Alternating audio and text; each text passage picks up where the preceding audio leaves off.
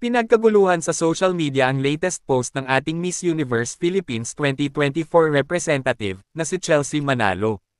Kung saan ay manghang-mangha nga ang mga netizens sa angking kagandahan neto. Samot-sari nga ang reaksyon o komento ng mga netizens. At ang iilan nga ay nagsasabi na sana nga di umano ay same hairstyle ang gamitin ni Chelsea sa finals o coronation night. Ayon nga sa naging post ni Chelsea, letting my glow shine through the layers. Kaya naman, narito ang iba pang mga pictures ni Chelsea at mga reaksyon ng mga netizens sa kanyang latest post.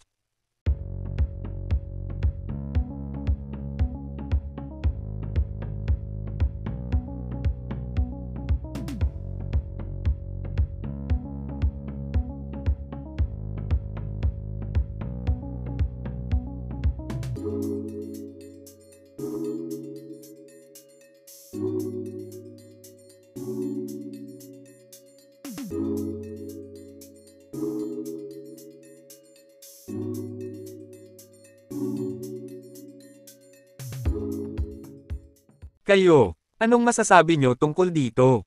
Just comment down below.